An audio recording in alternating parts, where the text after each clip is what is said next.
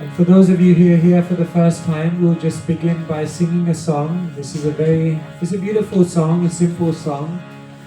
But what it talks about is the spiritual world. It said that in the spiritual world, every step is a dance and every word is a song. And the spiritual world is where we all belong. So we're just in this world for some time, but actually our ultimate destination is to re-enter that spiritual world. So this song is about that world. So please do sing along together. Radha Madhava Kunj Bihari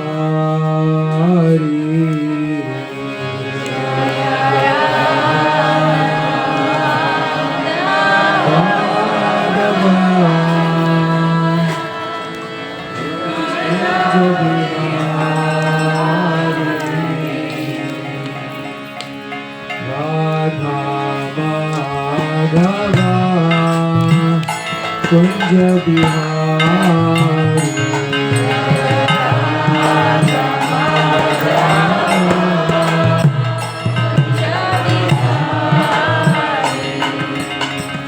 Gopi Janavardha Girivardhari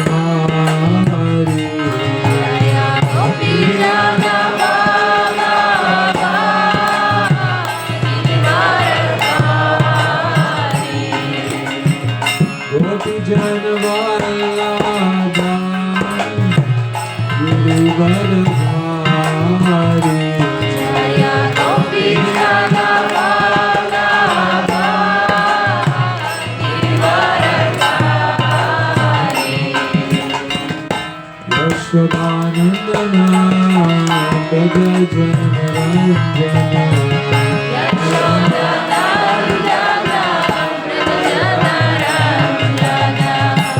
Yashodanandana Braja Janaranjana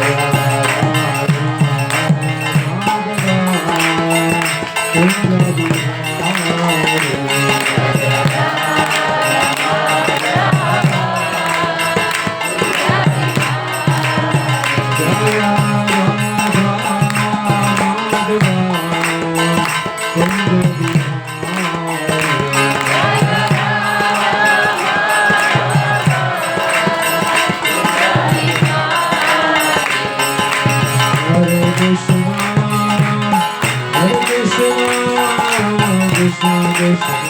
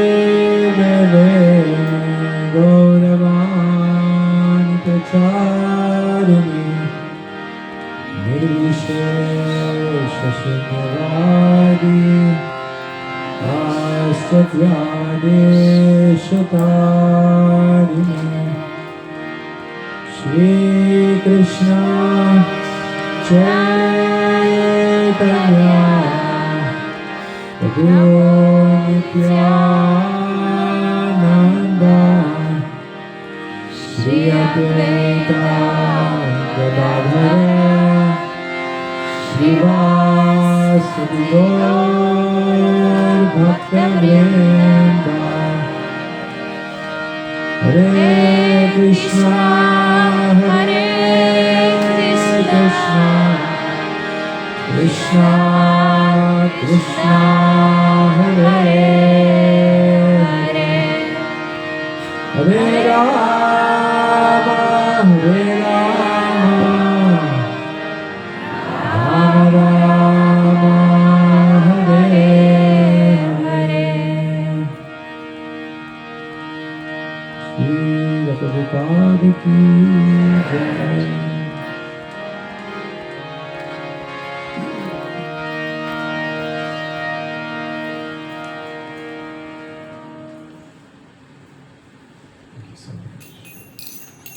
You can turn this off. All right, so good morning, everyone. Really happy to be here with all of you in Eindhoven. Yeah, you can take this one. I used to like football, so I know PSV Eindhoven. That's all I know about Eindhoven, but the most important thing is that all of you are here in Eindhoven, and actually it's said that wherever spiritual people congregate, then it no longer is a material place. The whole atmosphere becomes charged, and other people ring in wanting to come.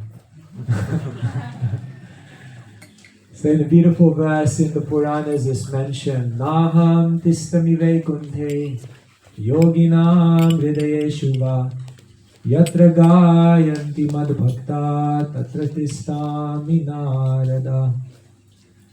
The Supreme Lord Divinity is saying that I'm not just in the spiritual world.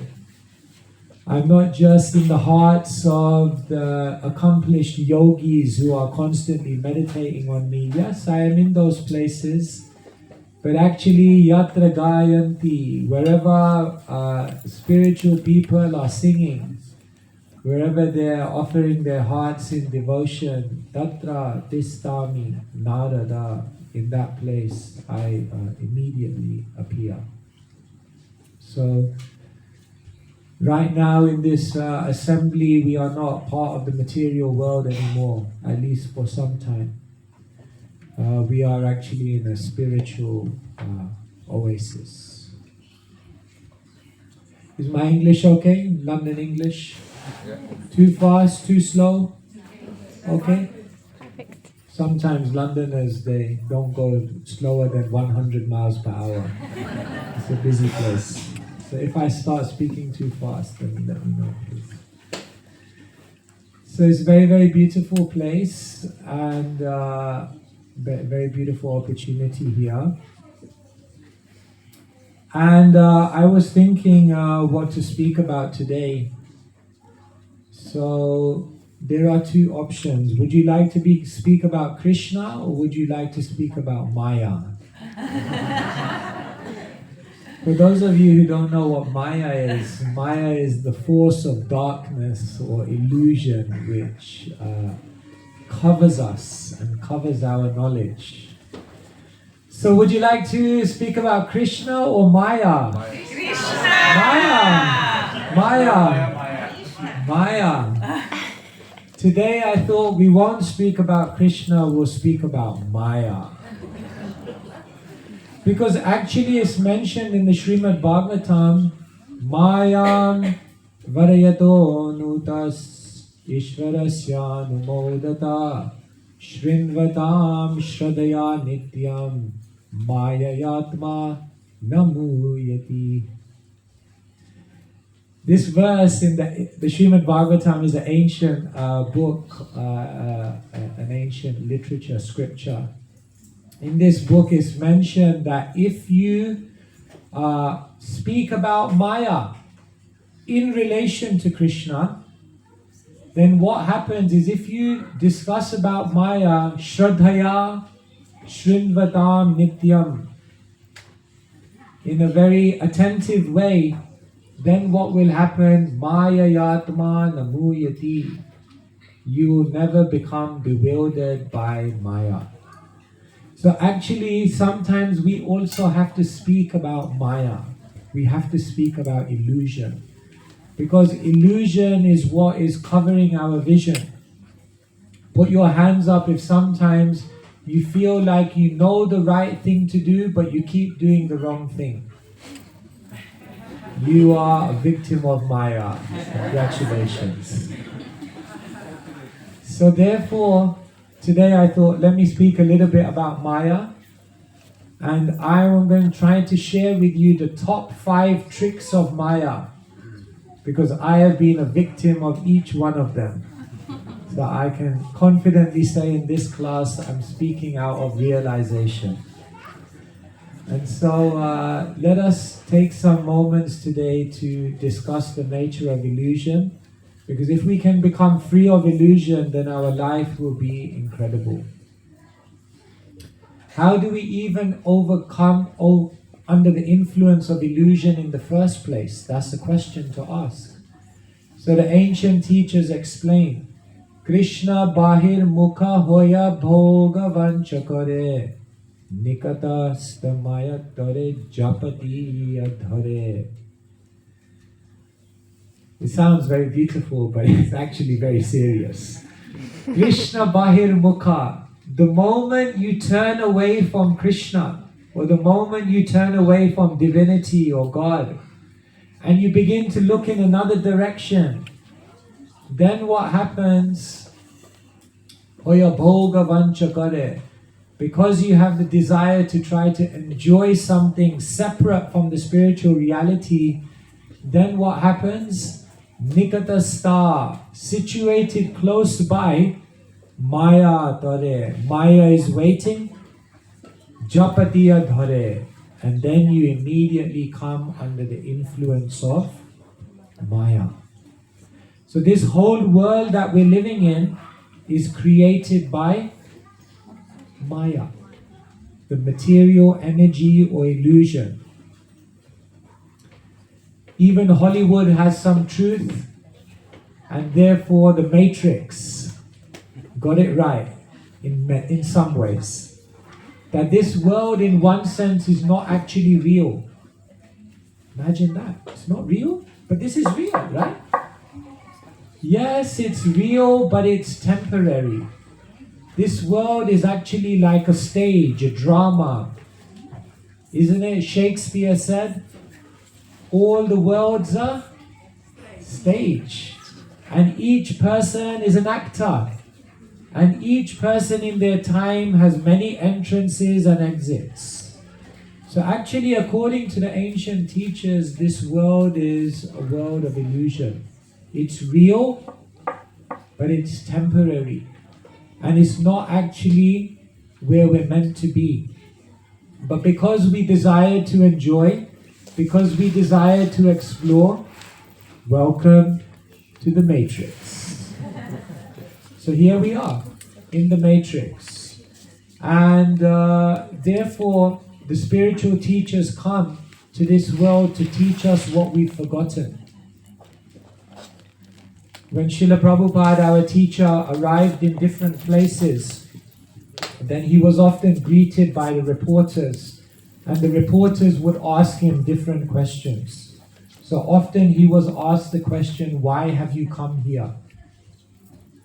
So one time when Srila Prabhupada was in San Francisco, the press reporter asked him, why have you come to San Francisco? Prabhupada said, because the rent is very cheap.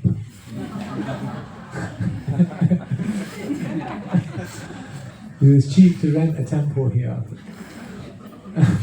Another time, Srila Prabhupada was in America, and an Indian reporter asked him, Swamiji, why have you come to America?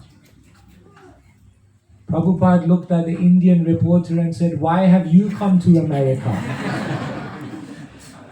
The Indian reporter looked at him and said, I've come for better opportunities. Prabhupada said, me too. But you came for better opportunities to earn. I have come for better opportunities to serve, to give, to help others. And when Srila Prabhupada came to London, then the press reporter asked him, why have you come here? And Prabhupada's reply was, I've come here to teach you what you have forgotten. So if you want to get free of illusion, if you want to get free of Maya, it's very, very simple. Krishna Bahir Mukha, turning away from Krishna, put you under illusion. So to come free from illusion is very simple. Turn back to Krishna. Krishna Surya Sama Hoya Maya Andhakar. Yaha Krishna Taha Nahi Maya Radhikar. It's very simple to understand these words. Krishna Surya Sama. Krishna is just like the sun. Hoya Maya Andhakar. And Maya is like darkness. Jaha Krishna, wherever there is Krishna, taha nahi, there cannot be Maya Radhikar. No question of Maya. So it's very simple. Simple. Just bring Krishna into your life. When you eat, bring Krishna there. When you sing, bring Krishna there. Anything you do, add in Krishna. But it's hard because Maya is very, very strong. Krishna says in the Bhagavad Gita, Devihi Yasha Gunamayi Mama Maya Duratyaya. Duratyaya means very difficult to overcome. So Maya is very difficult to overcome. One time a devotee had left the Krishna consciousness movement. And so there was an assembly like this. So Prabhupada asked, where is that devotee? So someone said, oh, that devotee, he left. He's in Maya. So then Prabhupada was very affected by that.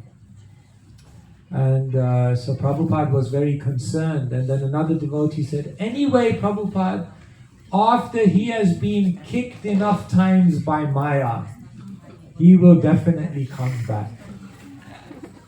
And you know what Prabhupada said? He said, just as there are no varieties to the ways in which you can enjoy in the spiritual world, there are no limit to the varieties of ways in which illusion can capture you in this world.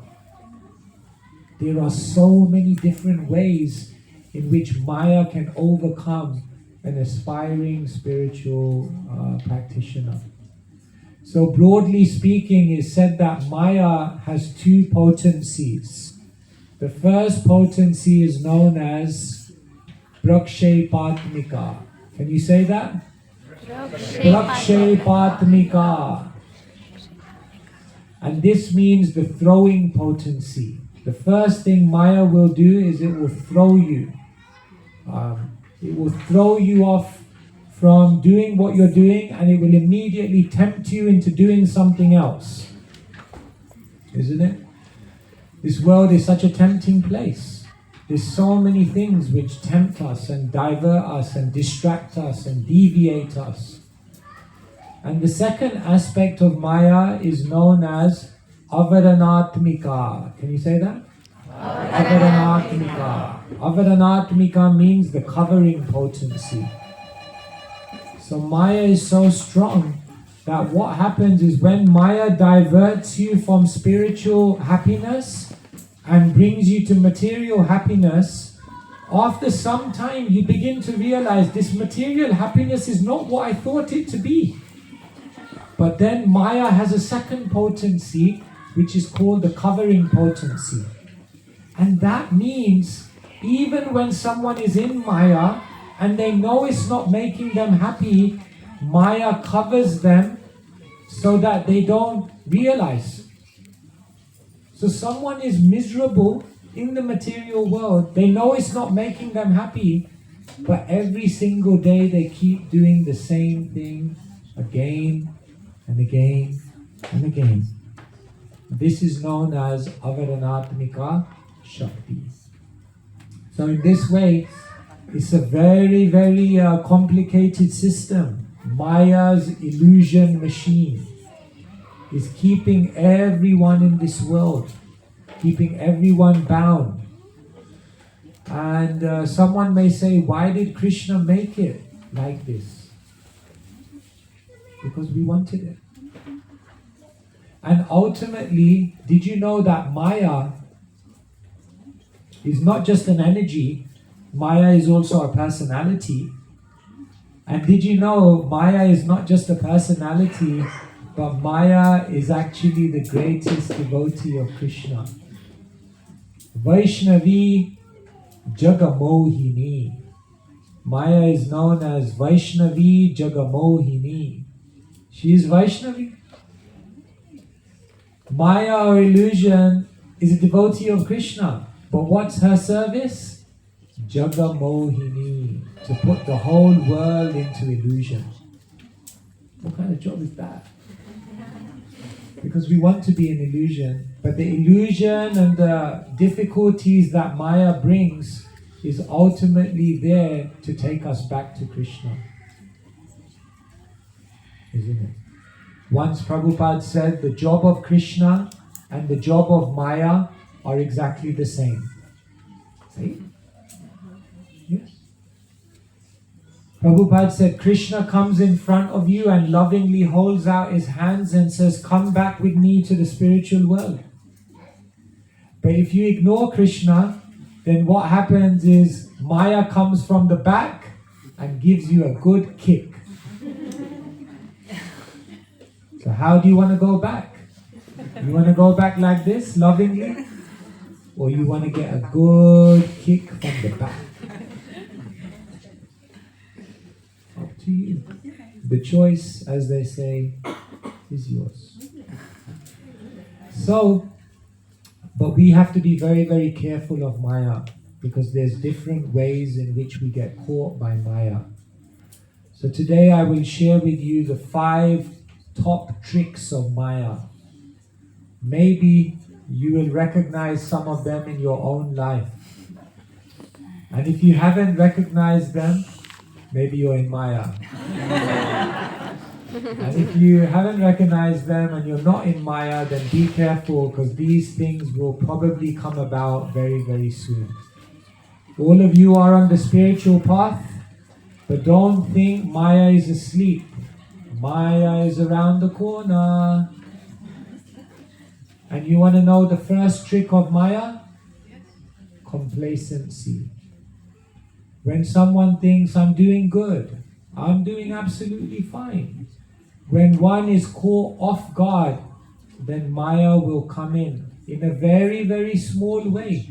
You see, when Maya wants to deviate you from the path, oftentimes Maya doesn't come in a big way. What Maya does is comes in a very, very small way. Just one. Just a little bit. And what happens is Maya comes in like a needle and out like a plow. Before I joined the temple, I needed to get some money because I was in huge student debt. So I needed to get enough money to go to India. So I decided to become a baggage handler at Heathrow Airport. We are the people who break your luggage. Sorry about that. So I was working as a baggage handler in Heathrow Airport. And part of the job as a baggage handler is that you have to drive up the staircase to the plane so that people can come off. So I used to do that job.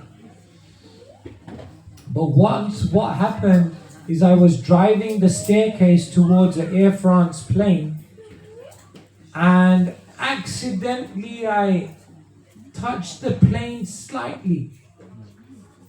And immediately the whole plane had to be grounded for 4 hours. All the engineers came, they had to check. I said, I just touched it a little bit. But the idea is that if you touch a plane, and if in a plane there's a little gap, then when you're thousands of feet in the air, that little gap, the air will go in and tear the whole thing apart. So it's very dangerous. So therefore they had to check it. Maya is like this.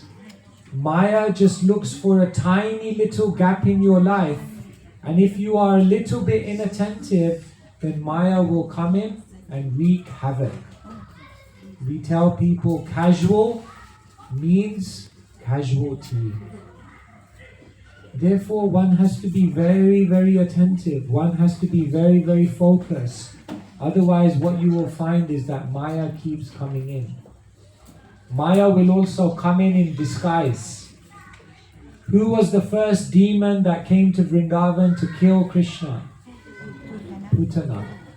And when Putana came into Vrindavan, did she come as a big demoness? No. She came in a very beautiful form, very charming. Everyone thought, who is she? Must be a demigod. In other words, if you're complacent, Maya will come in often ways that you can't even imagine. Very, very inconspicuous, and therefore never be complacent. Srila Prabhupada said, my only complaint of my students is that they are not sufficiently scared of Maya. So we should always be on guard. The first trick of Maya is complacency. Should I tell you the second one? The second trick of Maya is isolation. Sita Devi was protected. Lakshman was there to protect her, even when she was in the forest. But the moment the fake deer came and called Lakshman, and Sita Devi said, don't worry, I'll be fine, you go. Lakshman didn't want to go, but because Sita told him to go, he had to go. And then when Sita was all alone, then Ravan came. One of the most powerful tricks that Maya has to deviate the spiritual person from the path is that Maya will take you away from other spiritual people. And shall I tell you the most amazing thing? You will think you're making the decision. But actually, Maya is influencing you to distance yourself from the spiritual people who can give you strength, who can give you advice, who can give you protection. And so, Srila Prabhupada often talked about Aesop's fables. And he explained that one stick by itself can easily be broken. But when you put many, many sticks together, then no chance. Therefore, never stay too far away from devotees. Even sometimes it's difficult to be with devotees, is it? Sometimes? Yes. Sometimes we all have different backgrounds, we all have different personalities, we all come from different cultures. Sometimes it's difficult to get along with each other. And then we think, I'd be better off without these people. I can do it myself. So therefore, always try to remain close to the devotees. Because while you're in association, then you have protection. But alone, Bhaktivinoda Thakur says, Ekaki amar nahi paya bal Harinam sankirtane. Ekaki amar, me by myself, nahi paya bal. Me by myself, I have no strength. Harinam sankirtane. May I always chant the holy name with other devotees. So yes, we have to tolerate. One devotee came to Prabhupada and said, I can't tolerate that person anymore. Prabhupada said, you have to tolerate him just as I'm tolerating you. We think everyone else is the problem, but we are the problem for someone else as well. But in this world, it's very difficult to meet a spiritual person. Therefore, when you meet spiritual people, don't let them go. Always remain together. Tadera charana sevi Bhakta Sanivas, Janame Janame Hoy, Ey Abhilas. One of the Vaishnava poets sings, to live with the devotees, this is my only desire, life after life. So the second trick of Maya is isolation. Maya will take you away, and you'll think you're making the decision, but Maya is actually removing you. Are you scared of Maya? Yes. The third trick of Maya is a very interesting one. The third trick of Maya is what we call diversion.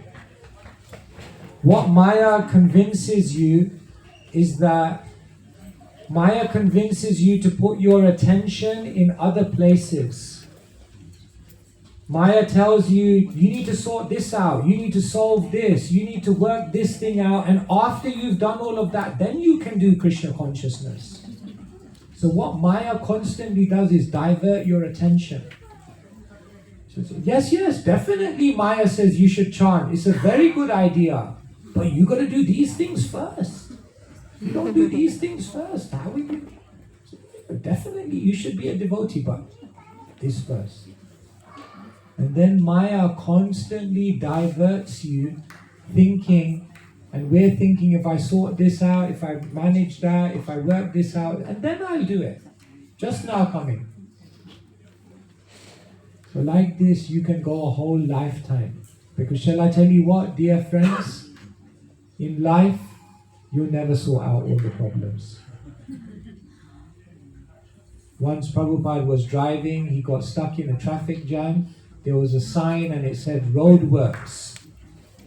Temporary inconvenience, permanent solutions. Prabhupada looked at the sign and he said, life means temporary improvements, permanent inconvenience.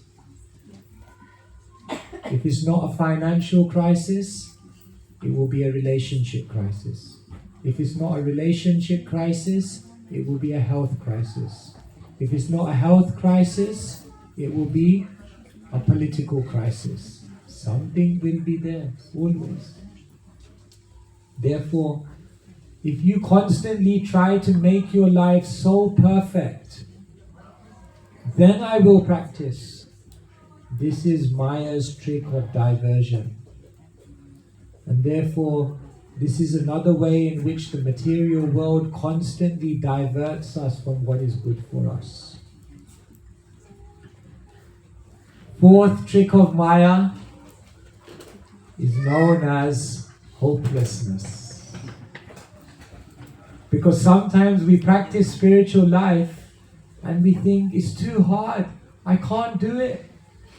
Sometimes we try and we're good for a few weeks, and then again we fall back into our old bad habits, and then we think at some point Maya tells us Krishna consciousness is a good idea, but you are a bad person, and therefore it doesn't fit. Therefore, why are you taking so much trouble and then feeling so much guilt? Why are you going through this constant disappointment, frustration? Just let it go. Then you can at least be peaceful and happy.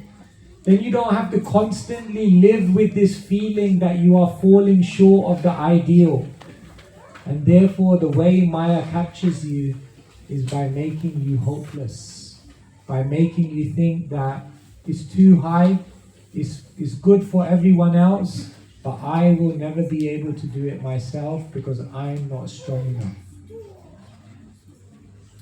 However, Krishna definitely says to Arjuna, Devi hiya shagunamai mama maya duratyaya. Definitely. But then what does he say in the next two lines? Mamevaye prapadyante mayametam taranti te.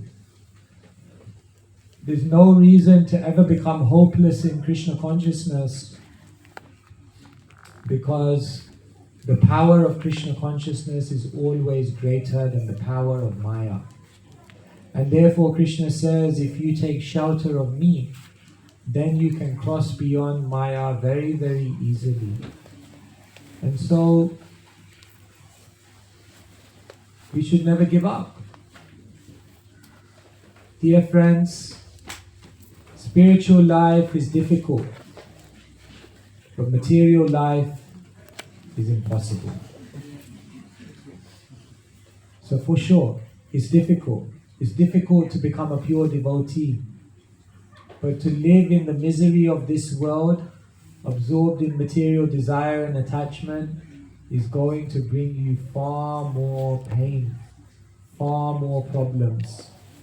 And therefore, better to always remain hopeful and not ever think that I will not be able to make it. Because Krishna can do anything. And specifically in this age, Krishna comes as Sri Chaitanya Mahaprabhu. And Sri Chaitanya Mahaprabhu, it said, Kathanchana Shmrite Yasmin Duskaram Shukaram Bhavet Vishmrite Viparitam Shyat Sri Chaitanyam Namamitam. If you remember Sri Chaitanya Mahaprabhu, then even that which is very difficult can become very, very easy. But if you forget him, then even that which is very easy will prove to be very, very difficult. Therefore, no need to become hopeless, because you have the greatest hope. And the fifth and final trick of Maya I will share with you today. First one was? Complacency. Second one was? Diversion. Third one?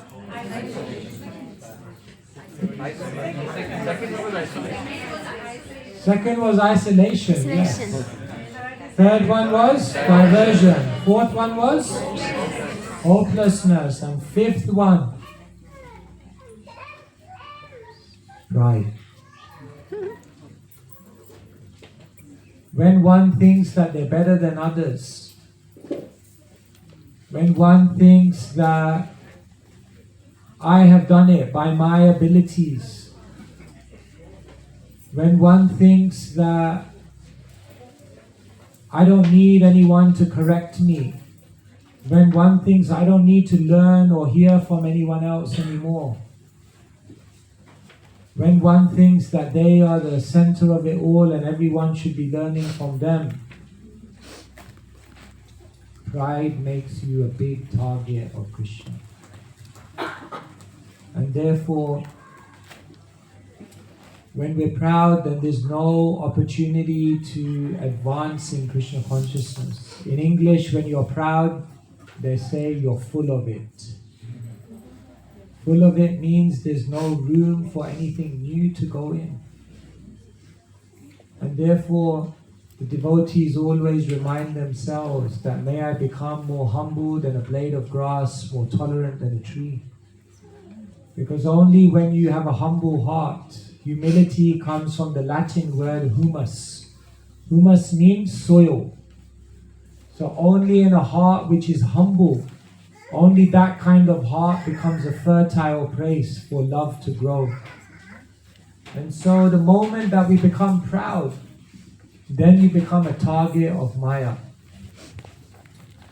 And so all of these tricks of Maya that I'm sharing with you, they have been going on since time immemorial.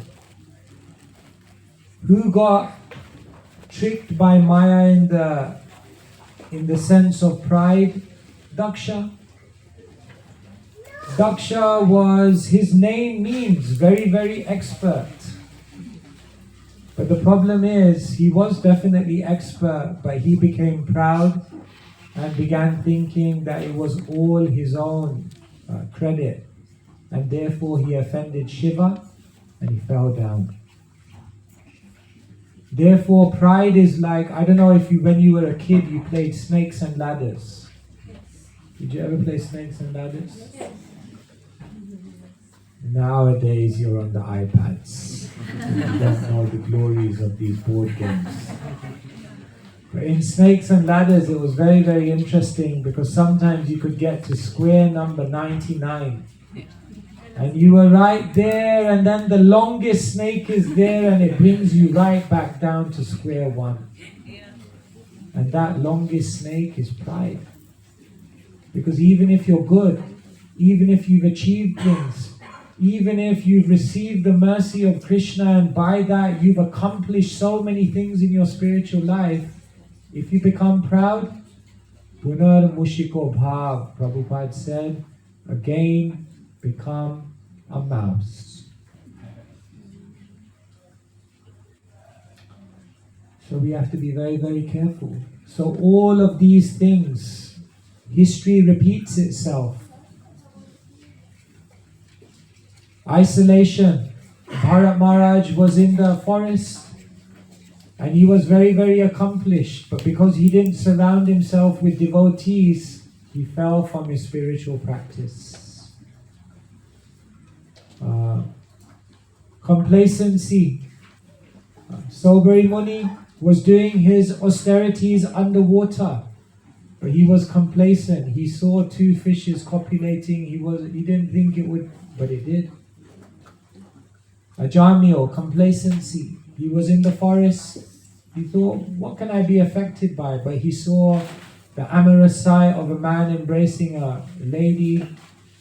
Immediately became overcome by Maya. So all of these things, they happen again and again and again. So you have to be Maya cautious. But more importantly, be Krishna conscious. If you're Krishna conscious, but you're not Maya cautious, then you're walking on thin ice, as they say in English.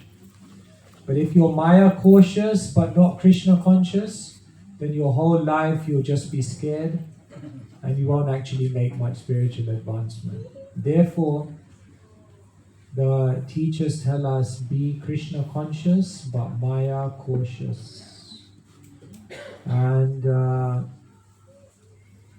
if you take shelter of Krishna, then Krishna will give you the intelligence to understand when all of these tricks are coming, and you will be one step ahead. And in that way, you won't get captured by Maya. And in that way, life will be very, very beautiful. Hare Krishna, Krishna Krishna, Hare Hare, Hare Rama, Rama Rama, Hare Hare. Thank you very much. So, if anyone would like to ask any questions, or you have any comments, or anything I said you'd like to know more about, yes. If there's a mic here, you can take. Hare Krishna Maharaj, so nice to have you listening.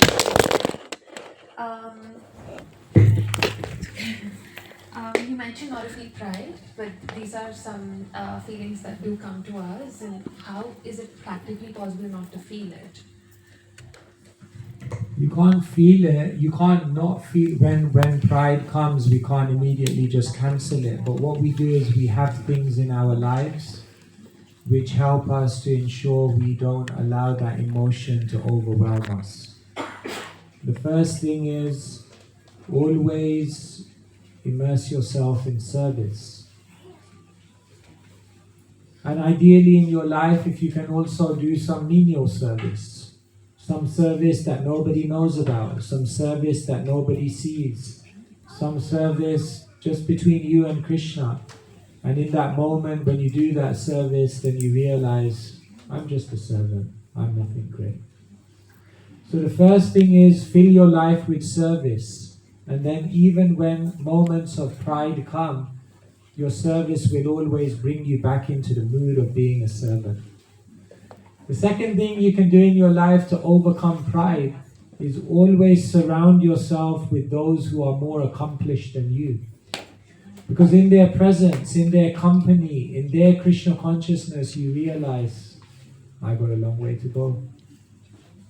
And therefore they say, if you're the smartest person in the room, you need to change room. It doesn't mean you shouldn't be in a room of smart people.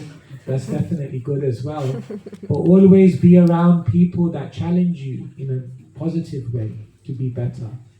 And that keeps you grounded. And the third thing you have to do is you have to constantly pray to Krishna. One time Prabhupada was giving a lecture and Prabhupada said, I will never be overcome by Maya. And then after the lecture he went in front of the Lord and he was praying intensely. And then Mother Yamuna asked Prabhupada, what were you praying for? And Prabhupada said, I was praying to the deities that let me never be overcome by Maya. And she said, but Prabhupada, in the lecture you said you'd never be overcome by Maya. Prabhupada said, yes, because I'm always praying. In other words, we have to become prayerful. Therefore, the great teachers pray. Kaviraj Goswami says you have to take this verse, string it on the thread of the holy name and wear it around your neck constantly. What's that verse? To be more humble than a blade of grass, to be more tolerant than a tree. Constantly our prayer. So like this, through service, through association and through prayer, even when feelings of pride come, we can again come back down and say, it's okay, relax, don't take yourself too seriously. Who are we? Sometimes people respect us as devotees. If we turn back the clock 20, 25 years, 30 years, who were we? Where were we? What were we doing? We were just falling in this world with no idea. Who am I? Where am I going? What's the purpose of life? Nowadays, I travel the world and they call me a Swami. But then I think 30 years ago, who was I? Just a kid in Wembley. No idea. Completely in Maya. Still am. Little less maybe. It's only by the mercy of the devotees. Otherwise we would have no chance. Who are we? We're very tiny. Even if you are 6'5", very small. Very small. So then we don't take ourselves too seriously. Footballers do that. You know, like famous footballers, what they do is when they become like super famous, sometimes they just go back to the old football field where they were played as a kid. And then they realize, don't take yourself too seriously. You're just a kid playing football here. So we're made of the mercy of the devotees. None of it is our credit. We are just somehow or other we got lucky. So like that, no need to get proud. Thank you, Maharaj. That was really helpful. Thank you. Can I? Yeah, sure. Thank you very much. Thank you very much, Maharaj. Okay. Can you help how to handle complacence with more practical ways? Because, as you said, when we are already in this path, we may feel, okay, I am fine. So how to deal with complacency? Always have something new that you're aiming for. Always have a goal. Always have a new aspiration in Krishna consciousness. Always have something that you're trying to develop or work on or move towards. In other words, we are the Krishna consciousness movement. And that means everybody should be moving. And to move means you need to move towards a goal. So therefore, the great devotees are always having bigger and bigger goals. Like Srila Prabhupada said, my disease is that I cannot think small. I'm always thinking bigger. One time, Srila Prabhupada was driving past Buckingham Palace. You know Buckingham Palace? That's where the king lives, the queen at that time. So one time they were driving past Buckingham Palace, and one devotee said, Prabhupada, Prabhupada, one of the queen's guards has become a devotee. It was a big thing. One of the queen's guards has become a devotee. So they thought Prabhupada would be very impressed. Prabhupada said, nice, what about the queen? We don't want just the queen's guard. We want the queen.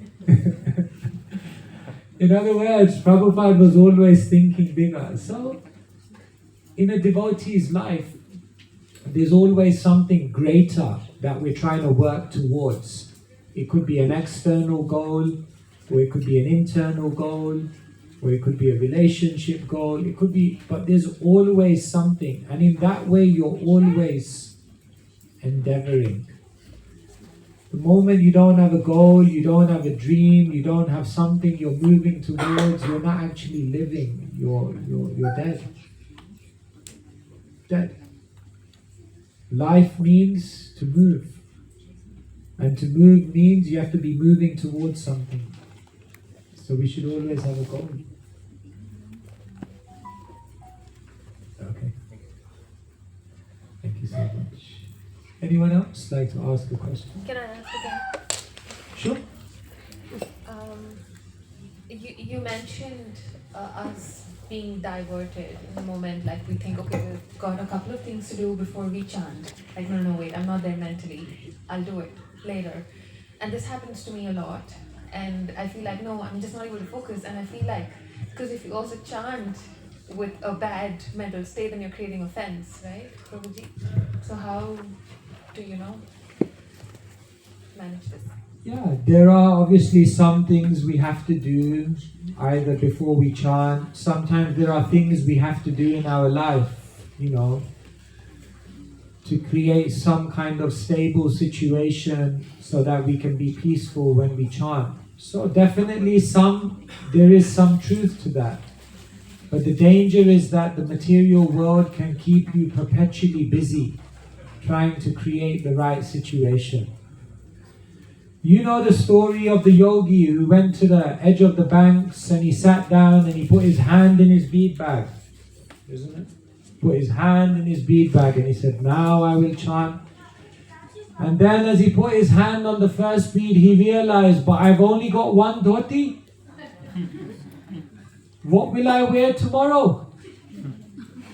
So he thought, okay, let me just get one dhoti. I'll wash it, put it on the line. And then, so he got one dhoti, put it on the washing line. Okay, done. So then he sat down to chant. Dhoti is there, no problem. And then as he was about to chant the first mantra, he heard a sound. And he looked and there was a rat. And the rat was eating the dhoti. So he thought, oh my God, now I have to, this dhoti, I need it for tomorrow. So he thought, but there's a rat there now. So then again, he got up and he bought a cat. So then he kept the cat there so that the rat stays away, so that the dhoti is there so that he can chant. Okay, done, no problem. So then he began to chant. And then, meow. What's wrong? It's disturbance. He realized, oh, the cat needs to be fed. The cat needs milk. So then he got up again and he got a cow. Because from the cow you get the milk to feed the cat, to keep the rat away, to ensure the dhoti is okay. So then he got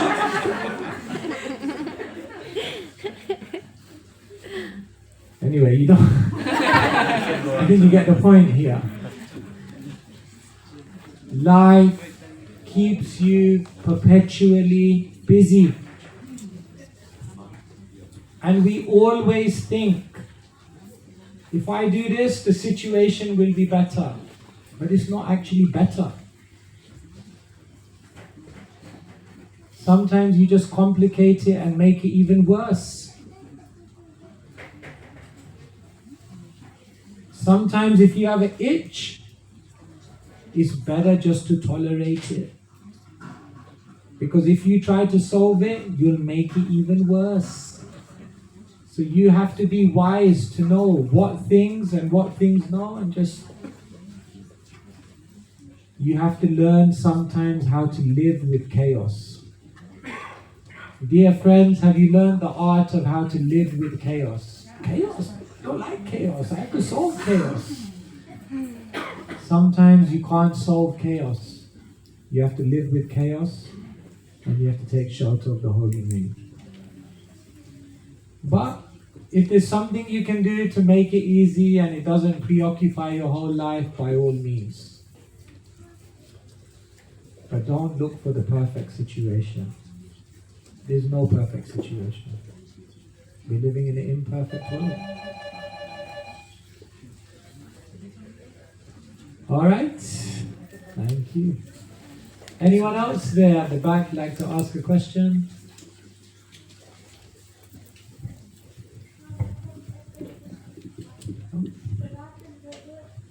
Okay. Yes. Yes.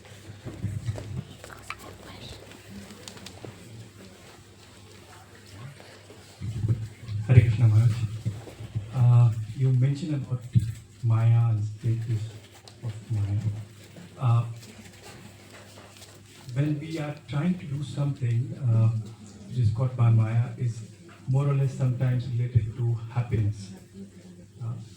If we do something, even though we know that it may not be right, but it could be something related to happiness.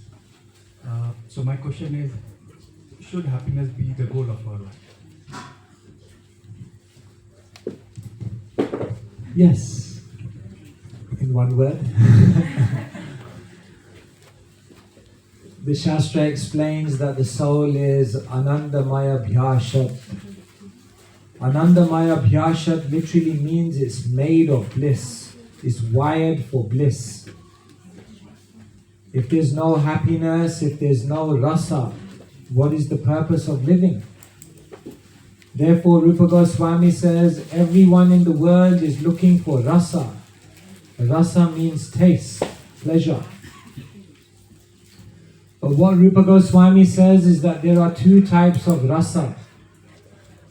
There is mundane rasa, material rasa, and there is bhakti rasa. So the problem is not that you look for happiness. The problem is that we're looking for the right thing in the wrong place. Because when you look for happiness in material things, then one of four things will happen. Number one, you don't get it. Frustrated. Number two, you get it, but it's not what you thought it would be. Frustrated. Number three, you get it, it's good, but then it fades. Frustrated. And number four, you get it, it's good, it remains, but along with it, some other problem came that you didn't expect. Frustrated.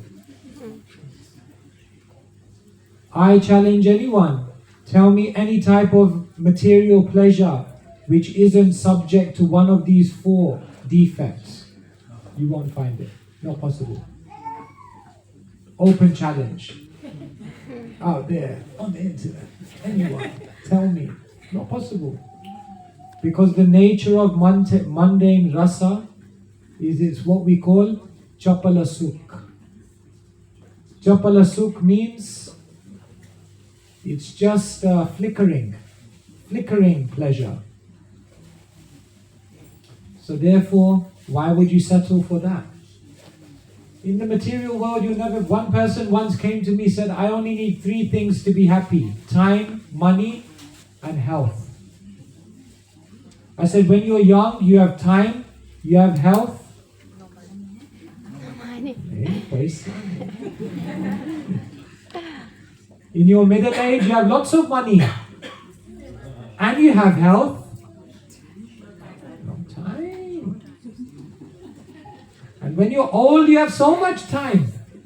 So much money. No health.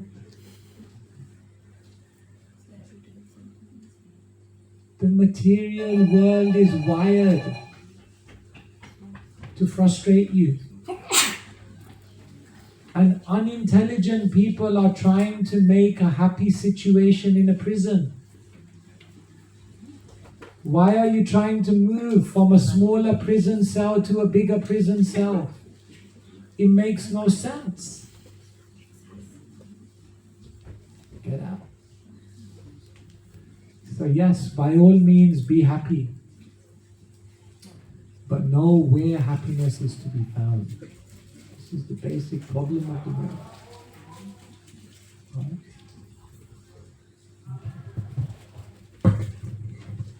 All right, yes. In the story that you just talked about, why didn't Which story? Or the yogi story? Yes, why didn't the cat just eat the mouse? And then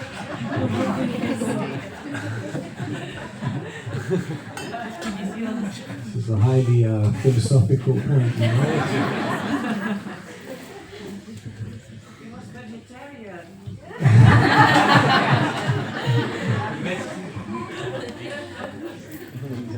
I don't know if you ever watched Tom and Jerry. Did you ever watch Tom and Jerry?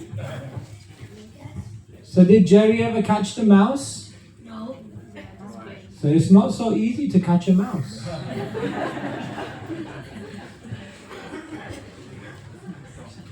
You know why he never caught the mouse?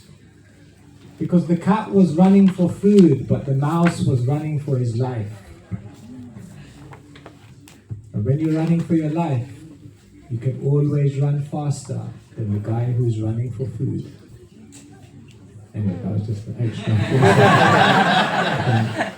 Tom and Jerry, one of my favorites. Personally.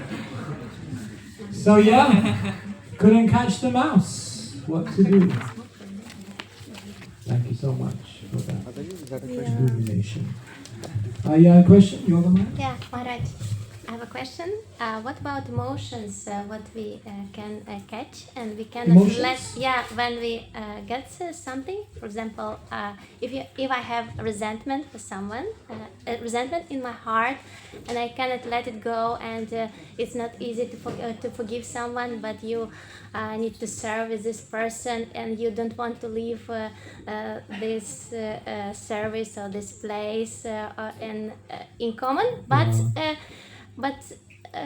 it's you also It's hard you to all let it go. yeah you are in Maya also, and what to do with this if yes. Yeah, we have all these feelings against other people. It's so hard in this world to forgive other people.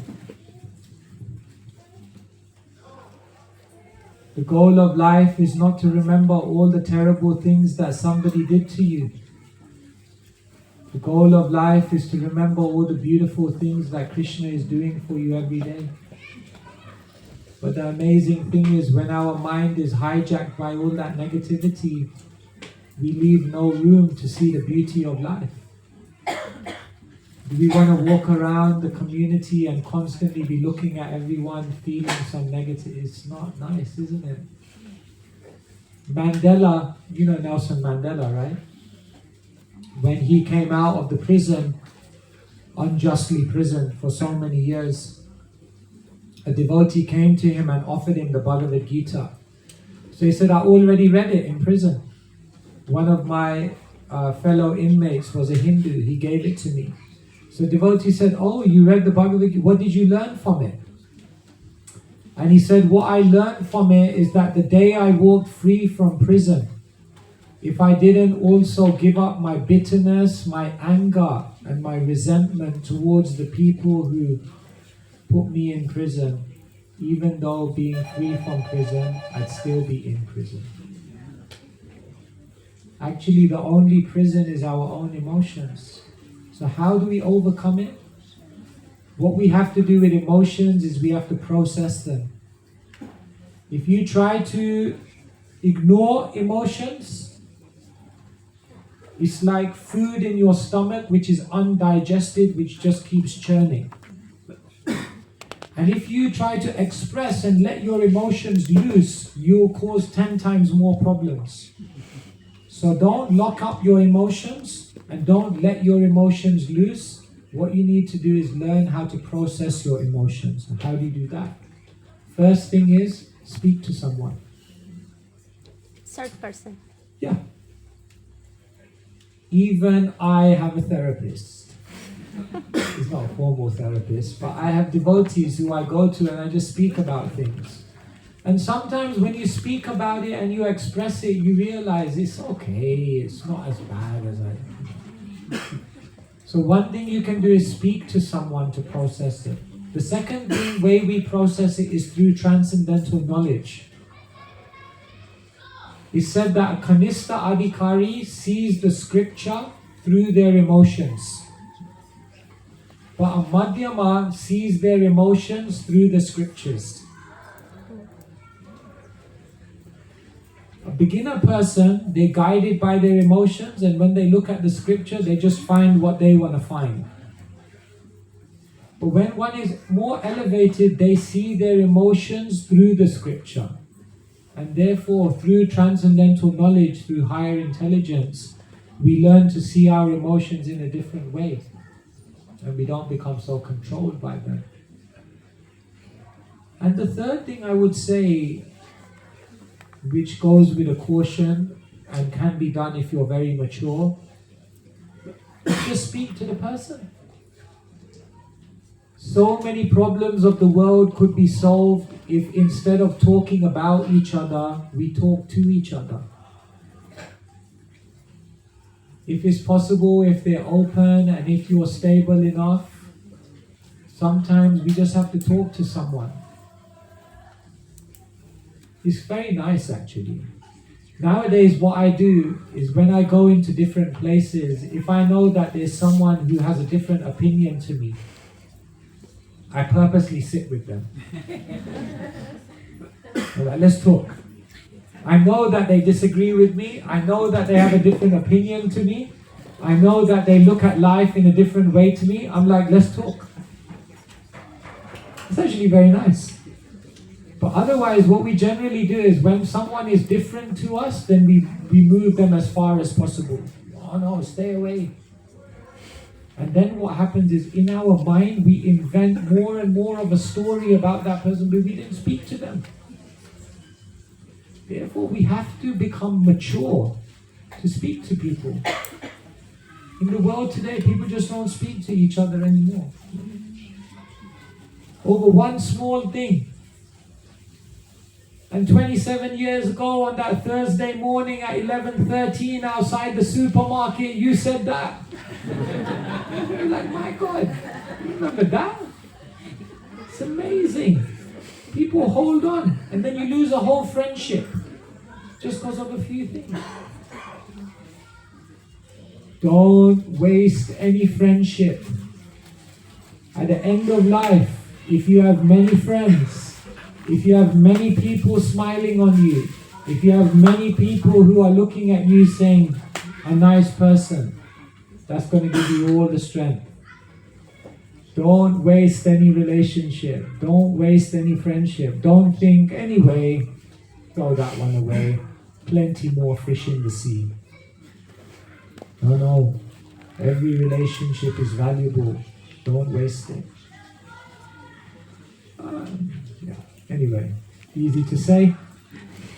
Not so easy to live. Let's try. What do you think? Sorry, was that?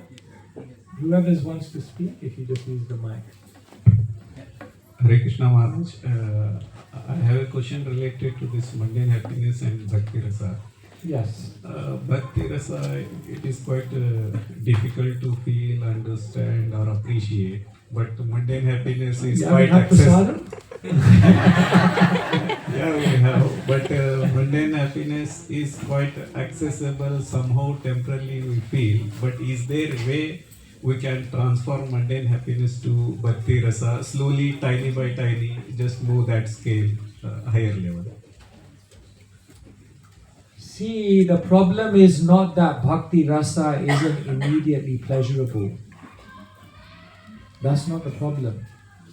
The problem is that we have no taste.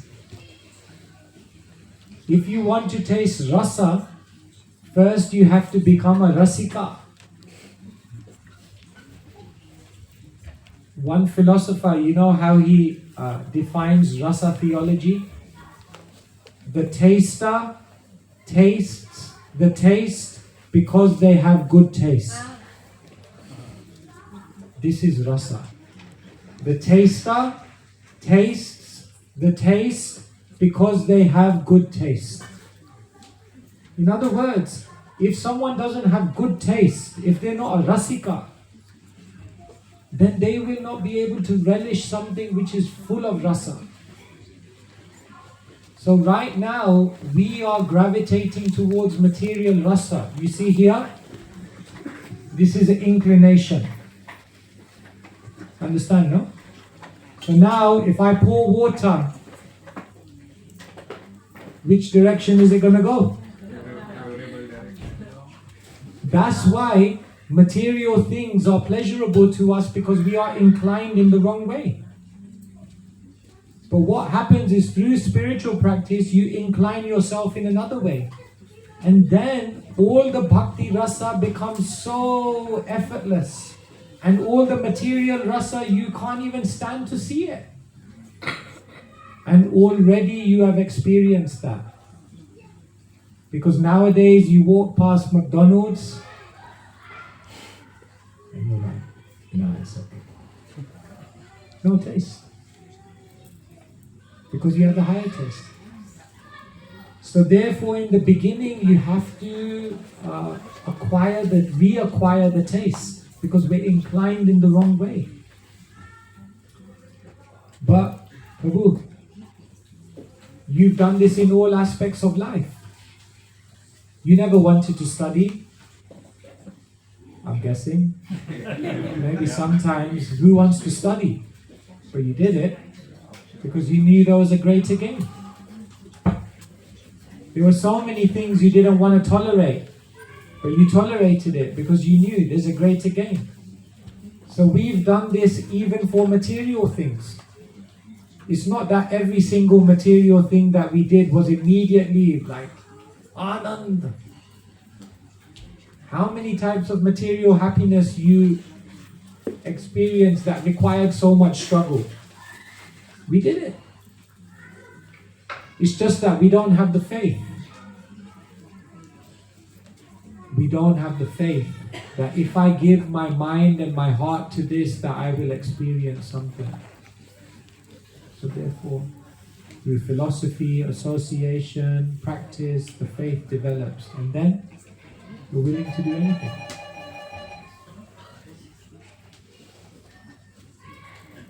Alright. Alright, I think we have to end here. No, we take a break. We take a break, and then we have a quiz, and then we have kirtan. Thank you all very, very much. So we will have a break of like, what, 5 minutes? Or 10 minutes. I take it. Thank you all very much for your attention. Srila Prabhupada ki. Jai. Hare Krishna. We take a break. I mean, the numbers are significantly large.